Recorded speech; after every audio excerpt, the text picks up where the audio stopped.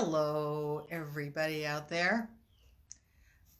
In case you wondered, it is the new year. Welcome to 2021 here at Women for Living in Community. I'm going to take this cute hat off and set it aside, not mess up my hair too much. So welcome back. It's a new year. I've been gone for a while I did other wonderful things, like I taught a class about my book, and you'll hear more about that in a little while because it was a great adventure. And it was also part of why I came up with this topic today. Oftentimes the things that I talk about are things that are visible in my life because as it relates to community, because I live in community. So before I forget, these videos, in case you don't catch me live, go on my website later. Not too much later, but womenlivingincommunity.com. I hope you all subscribe because that way you can get all the good stuff. So today I wanted to talk to you a little bit about the importance of flexibility. And although having good flexibility in our bodies is really a good idea, I'm really talking more about how stayed we are in our beliefs and what we want. And the reason I'm talking about it is because I really think that it's important that we who want to live or are living in community develop what I call one of the 9 characteristics of a successful seeker in community. Whether you're a seeker, hopefully you are on that quest, or you're already there. I think flexibility is a really important thing while you live in community, while I live in community as well. So one of the reasons that this came up, I'll tell you a little tale. My class was the first time I have ever taught a class on Zoom, and I figured since the entire world probably was Zooming, I might just end up being able to do it, and I might just have a group of wonderful people that technically could do it, because it's got its challenges. I'm sure we all know that now that we're a little bit better at it, or a lot better at it. Well, the third night of a 4/5 week class, I have an old MacBook Pro who's been chugging along for ages and ages, and on the third class, I'm turning it on, turning it off, doing all these other things, and nothing. Turn it on, it goes. This is not good. So I notified my class as quickly as I possibly could, because I'm the Zoom room. I'm opening it up and they're all saying, "Where are you? Who's happening? What's going on?"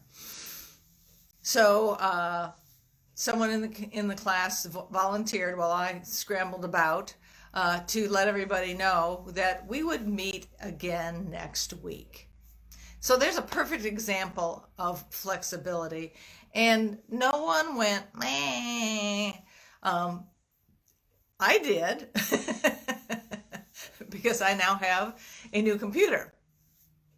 So that's a real live testimonial to these people in my class who said, wow, that's okay. We'll do it again next week.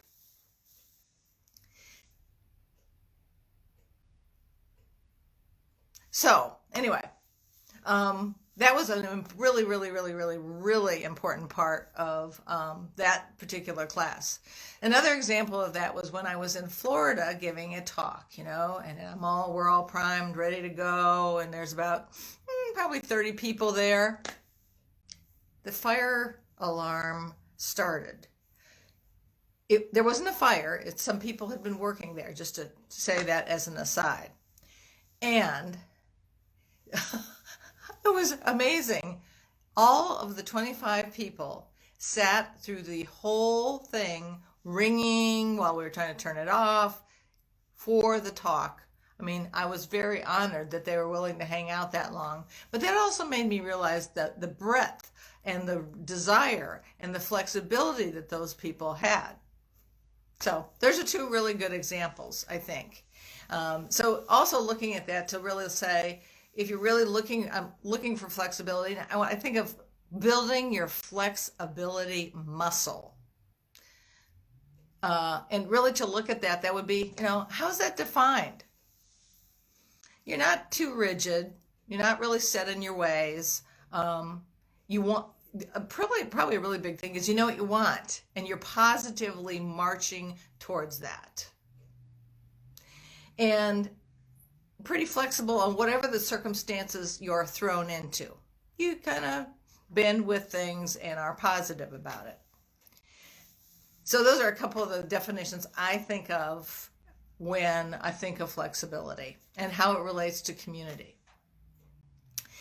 So test yourself on this going forward in the next week or so, because this is the kind of thing of skill building I'd like to share with you to say, so when you're in that experience of wanting that, you'll be able to say, I have many of these qualities, or I can develop the flexibility. So when you're in a situation, check what your body is actually doing. Is it rigid? What's your face doing? Are you forming resistance to whatever the situation is going on? I have a funny feeling that probably means you're not being real flexible, or I'm not being real flexible. I mean, this comes directly from my life. And so I think that those are some basic things that you can test your flexibility muscle as you go to building your skill set to live in community. So that's all for this week. But I have a couple of things. A lot of people have a word for the year.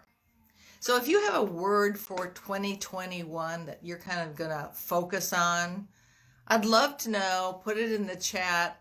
Let me know what it might be. Mine's abundance. So that's what mine is, abundance, and I'm sticking with it for this year. And next week, because I wanted to make sure that I'm back. Every Monday, I'll be here. So it would be, what's the most important conversation you could have with that group of friends, that group of associates, that group of new people that are saying, I want to live in community. I want to be in your tribe, especially when it comes to a residential community. I'm going to leave you with this. What is the most important information to actually deal with or ask people? And it's one that most of us don't want to know about. So I have a question coming from, where is the Women Living in Community Network?